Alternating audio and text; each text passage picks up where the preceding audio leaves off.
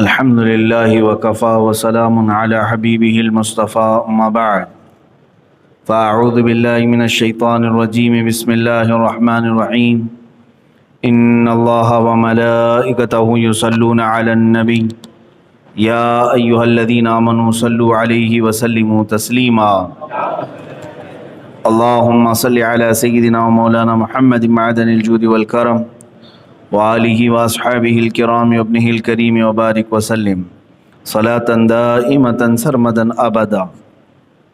بسم اللہ الرحمن الرحیم. من یشفع شفاعة حسنة یکن له نصیب منها ومن یشفع شفاعة سیئة یکن له کفل منها وکان اللہ علی کل شیء مقیتا. وَإِذَا حُيِّيتُم بِتَحِيَّةٍ فَحَيُّوا بِأَحْسَنَ مِنْهَا أَوْ رُدُّوهَا إِنَّ اللَّهَ كَانَ عَلَى كُلِّ شَيْءٍ حَسِيبًا. اللَّهُ لَا إِلَهَ إِلَّا هُوَ لَيَجْمَعَنَّكُمْ إِلَى يَوْمِ الْقِيَامَةِ لَا رَيْبَ فِيهِ وَمَنْ أَصْدَقُ مِنَ اللَّهِ حَدِيثًا. صدق اللہ مولانا العظیم. جو اچھی سفارش کرے اس کے لیے اس میں سے حصہ ہے، اور جو بری سفارش کرے اس کے لیے اس میں سے حصہ ہے، اور اللہ ہر چیز پر قادر ہے.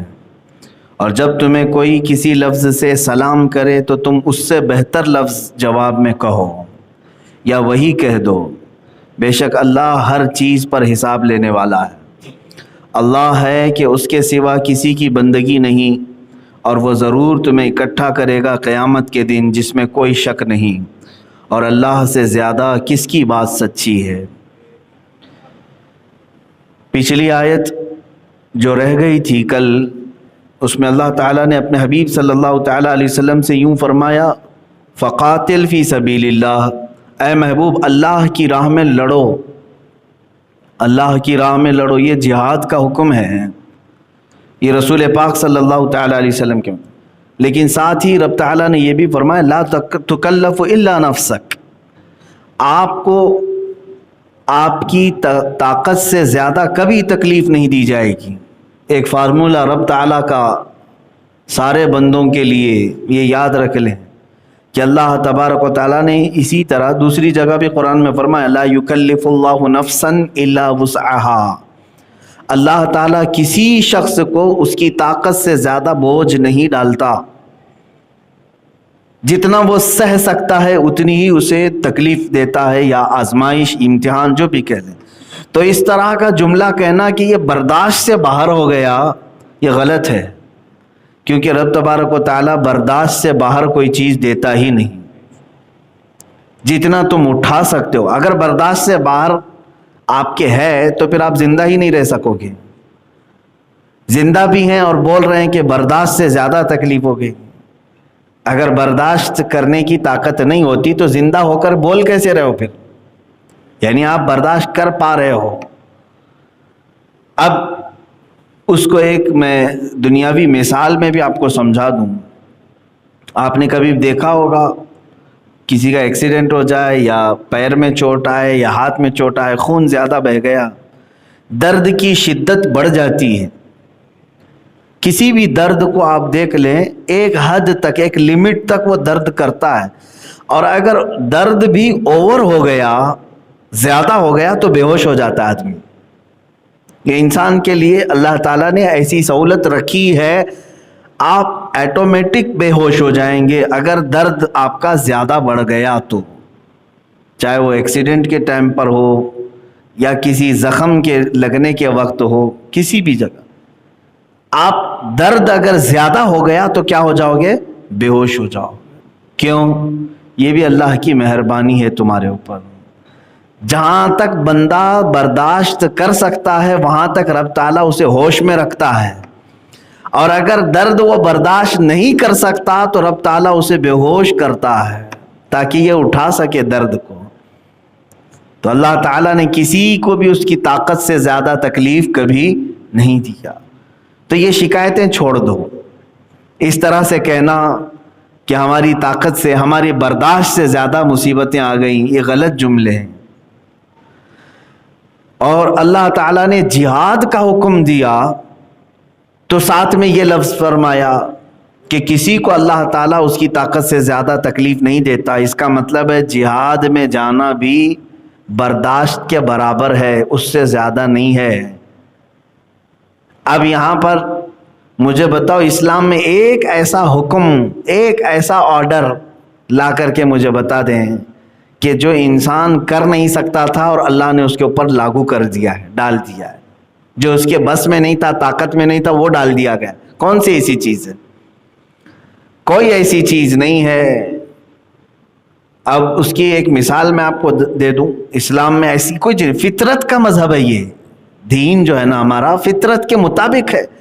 جو جو چیزیں انسان کر سکتا ہے بس اسی کا آرڈر ہے، جو اس کی طاقت سے زیادہ نہیں کر سکتا ایسا کوئی آرڈر نہیں۔ مثال کے طور پر سونا انسان کی فطرت میں ہے، جیسی رات آئے نیند آئے گی، یا دن میں بھی سو لیتے ہیں لوگ، تو نیند آنا اور سو جانا یہ انسان کی فطرت ہے۔ اگر کوئی آرڈر ایسا آ جائے کہ آپ 48 گھنٹے یا 70 گھنٹے سو نہیں سکتے، تو گویا کہ یہ فطرت کے خلاف قانون آ گیا، برداشت نہیں کر سکتا کوئی انسان۔ ایسا کوئی آرڈر ہے اسلام میں کہ تمہارے لیے سونا منع ہے؟ حتیٰ کہ سنیاس لینا بھی منع ہے، مجرد رہ جانا اسلام میں، کیونکہ انسانی ضروریات ہے شادی کرنا، مرد کو عورت کی طلب ہے، عورت کو مرد کی طلب ہے، یہ فطری ہے، پیدائشی۔ دونوں کے دلوں میں اللہ تعالیٰ نے ایک دوسرے کا انس رکھا ہے، جس کی وجہ سے اسے انسان کہتے ہیں۔ اور اس چیز پر اگر ہم بندش لگا دیں، بند کر دیں، جیسے بعض یوگی ہوتے ہیں سنیاس لیتے ہیں اور کہتے ہیں کہ نہیں ہم عورت کو چھو بھی نہیں سکتے، اور ایسے ہی جوگی لو جہاد کا قانون بھی لاتے ہیں، جو کبھی عورت کو دیکھے بھی نہ ہوں یا جن کو عورت سنبھالنا معلوم بھی نہ ہو، وہ شادی کے قانون کیوں بنا رہے ہیں؟ آپ دیکھ نہیں رہے ہیں اوپر سے نیچے تک یہ سب مجرد ہیں، بیچلر لوگ ہیں۔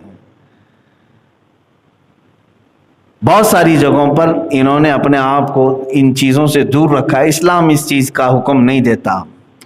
عیسائی مذہب میں بھی نن اور پادری، ان کے ہاں بھی شادی ان کے لیے جائز نہیں ہے، اس کو کہتے ہیں وہ دنیا ہے، اور دنیا سے دوری اختیار کرنا۔ اللہ کے نبی صلی اللہ تعالیٰ علیہ وسلم نے ایسا حکم نہیں دیا، بلکہ فرمایا دین یہ ہے کہ تم عورتوں کے ساتھ بھی رہو اور اللہ کی عبادت کا حق بھی ادا کرو۔ کچھ لوگ یہ سمجھتے ہیں ساری دنیا صرف عورت ہی ہے، عورت کو چھوڑ کر کے دور آ جانا یہی دنیا چھوڑنے کے برابر نہیں۔ میرے عزیز، اللہ تبارک و تعالیٰ کے حبیب صلی اللہ تعالیٰ علیہ وسلم نے ارشاد فرمایا، عورت کے لیے اگر تم پرورش کی ذمہ داری اٹھاتے ہو، ایک لقمہ بھی اسے کھلایا تو ایک صدقے کا ثواب ہے۔ دین ہے، اس میں بھی ہے۔ تو بات یہ چل رہی ہے کہ تمہیں کوئی بھی ایسا حکم نہیں دیا گیا جو تمہاری طاقت کے خلاف ہو، برداشت سے تمہارے باہر ہو، ایسا کوئی حکم اسلام میں نہیں آیا۔ اب یہاں بات آتی ہے جہاد کی۔ حضور صلی اللہ تعالیٰ علیہ وسلم کو رب تعالیٰ نے فرمایا فقاتل فی سبیل اللہ، اللہ کی راہ میں آپ لڑیں، اور یہ حکم آپ کے لیے برداشت سے باہر والا نہیں ہے، آپ کی کیپیسٹی میں ہے، آپ کر سکتے ہو جہاد، تبھی تو حکم دیا نا اللہ نے۔ صحابہ کو بھی اسی لیے حکم دیا۔ اب میرے عزیزو، یہاں پر بہت سارے لوگ جو اس کے خلاف ہیں، یا اپنوں میں بھی جو مجھے تان و تشنی کرتے ہیں اس بات کو لے کر کے، کیا ضرورت ہے کہ یہ جہاد کی آیتوں کی تفسیر بیان کرنا یا لفظ جہاد کو بولنا؟ حالات تو صحیح نہیں ہیں، حالات خراب ہیں۔ میرے عزیزو، حالات کب اچھے تھے تمہارے لیے؟ کیا مکہ مکرمہ میں حضور نے جب تبلیغ شروع کی تھی بہت اچھے حالات تھے؟ مدینہ طیبہ جب ہجرت کر رہے تھے تب اچھے حالات تھے؟ کون سے زمانے میں مجھے بتاؤ؟ اچھے حالات میں بدر ہو گئی، احد ہو گئی، خندق جیسی جنگ ہو گئی، اچھے حالات میں ہوئی تھی۔ حالات تو ویسے ہی رہیں گے۔ اب انہی خراب حالات کو صحیح طریقے سے ٹیکل کرنے کے لیے اللہ تعالیٰ نے یہ احکام تمہارے لیے نازل فرمائے. جہاد کا ایک سب سے بڑا مفہوم اپنا سیلف ڈیفنس کرنا، اور آدمی اگر وہ بھی بھول جائے تو پھر وہ جانور سے زیادہ گر گیا ہے. جانور بھی اپنا سیلف ڈیفنس کرتا ہے. جاؤ کسی مرغی کے بچوں کو چھو کر کے دیکھو، وہ ٹھونک مارے گی. دیسی مرغی کی بات کر رہا ہوں. اس کے بچوں کو اگر چھونے کی کوشش کرو گے تو وہ ٹھونک مارے گی. اب باقی وہ فارم مرغیوں کا تو مسئلہ ہی الگ ہے. تو وہ سیلف ڈیفنس خود کرتی ہے مرغی، اپنے بچوں کو بھی سنبھالتی ہے. حالانکہ اس کی طاقت نہیں ہے انسان سے لڑنے کی، انسان سے لڑنے برابر کی طاقت نہیں، لیکن حملہ کرتی ہے. آپ اسی طرح سے کتے کے یا بلی کے یا کسی جانور کے چھیڑخانی کریں اس کے ساتھ تو پلٹ کر کے حملہ کریں گے، جبکہ آپ کی طاقت زیادہ ہے، وہ آپ سے لڑ نہیں سکتے پھر بھی کوشش کرتے ہیں. اس کو کہتے ہیں ڈیفنس کرنا اپنے آپ کا. تو جانور بھی اتنا کر لیتا ہے. عزیزان گرامی وقار، اتنا پاور اور اتنا اختیار ہر انسان کو ہونا چاہیے کہ وہ اپنا ڈیفنس کر سکے. اب یہاں اللہ تعالیٰ نے اپنے حبیب صلی اللہ تعالیٰ علیہ وسلم کو یہ حکم عطا فرمایا ہے تو رحمت للعالمین ہے میرے آقا. تو کیا جہاد ظلم کی دعوت دیتا ہے؟ جو نبی رحمت بن کر کے آئے ہیں، اگر جہاد ظلم ہوتا تو کبھی میرے آقا جہاد نہیں فرماتے. جہاد کا حکم بھی رحمت پھیلانے کے لیے آیا ہے. جو کیڑے مکوڑے ہیں انہیں ختم کرنے کے لیے آیا ہے. جو فساد مچائیں، اللہ کی زمین کو ناپاک کریں، ان سے زمین کو پاک کرنے کا حکم دیا گیا ہے. یہ کام تو پولیس ڈپارٹمنٹ بھی کرتی ہے، نہیں کرتی ہے؟ اگر اسے کسی جگہ پر ایسے لوگ مل جائیں جو پورے محلے کو خراب کر رہے ہوں تو کیا انہیں نہیں پکڑتی ہو؟ بعض ایسے مجرمین ہوتے ہیں جو ناک میں دم کر چکے ہوتے ہیں، آرڈر تو ان کو انکاؤنٹر کرنے کا بھی آ جاتا ہے. کرتے ہیں کہ نہیں کرتے ہیں؟ کیوں؟ اس لیے کہ زمین کو پاک رکھنا. تو یہ جب حکم ہر ملک والا اپنے ڈپارٹمنٹ کو دیتا ہے کہ زمین کو پاک رکھیں فسادات سے، اسی کا حکم تو اسلام بھی دیتا ہے. یہی آیات جہاد ہیں جس میں اللہ تعالیٰ نے اپنے نبی صلی اللہ تعالیٰ علیہ وسلم اور ان کے صحابہ کو حکم دیا کہ فساد کرنے سے انسانوں کو بچائے رکھو، اور اگر کوئی فسادی ہو جبراً ظلم و ستم کر کے انسانوں کو مارتا توڑتا ہو تو اس کے خلاف کھڑے ہونے کا نام جہاد ہے. اب آگے کی آیتیں میں پڑھتا ہوں. اللہ تعالیٰ فرماتا ہے عسى الله ان يكف بأس الذين كفروا. ہاں اگر تم کھڑے ہو گئے تو اللہ فرماتا ہے قریب ہے کہ اللہ تمہیں کافروں کی سختی سے روک دے گا. اللہ تمہاری مدد کا وعدہ کر رہا ہے، قریب ہے کہ اللہ کافروں کی سختی روک دے. واللہ اشد بأسا واشد تنکیلا، اور اللہ کی آنچ سب سے سخت تر ہے. یہاں آنچ کا ترجمہ کیا ہے اعلیٰ حضرت نے، جنگی طاقت کو کہتے ہیں. اب اس کی ایک مثال میں بتا رہا ہوں. ایک طرف آپ 10 لوگ ہیں، سامنے ایک فوج 1000 کی کھڑی ہے، تو آپ کو ڈر تو آئے گا، خوف آئے گا کہ ہم 10 لوگ ہیں کیسے لڑیں گے. لیکن اگر آپ سے یہ کہہ دیا جائے کہ وہ 1000 کے پاس کچھ بھی نہیں ہے، وہ ہاتھ بھی نہیں اٹھا سکتے، لیکن تمہارے پاس بہت بڑی طاقت ہے، تو تھوڑی ہمت آ جائے گی. ٹھیک ہے، ہمیں بتایا گیا ہے کہ بہت کچھ ہمارے پاس ہے، ان کے پاس کچھ بھی نہیں. تو میرے عزیزو، تمہارے پاس بہت کچھ کی بات نہیں ہے.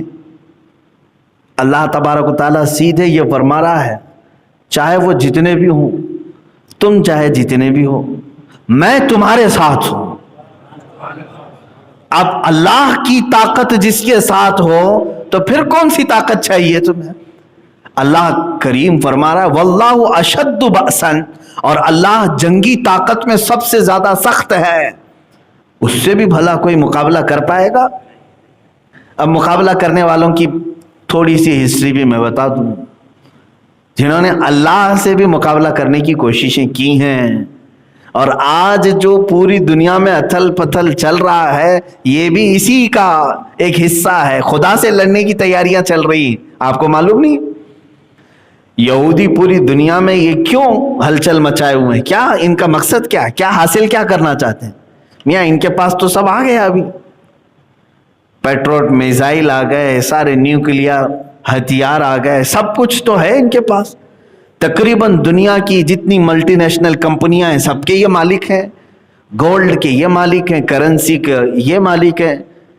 دنیا میں آج جو بڑے بڑے ادارے ہیں، چاہے وہ UN کی شکل میں ہو، اس پر ان کی اجارہ داری ہے، ورلڈ بینک اس پر ان کا قبضہ ہے، ورلڈ ہیلتھ آرگنائزیشن جس کو آج کورونا میں بہت زیادہ پیش دیکھا گیا ہے، اس پر ان کا قبضہ ہے.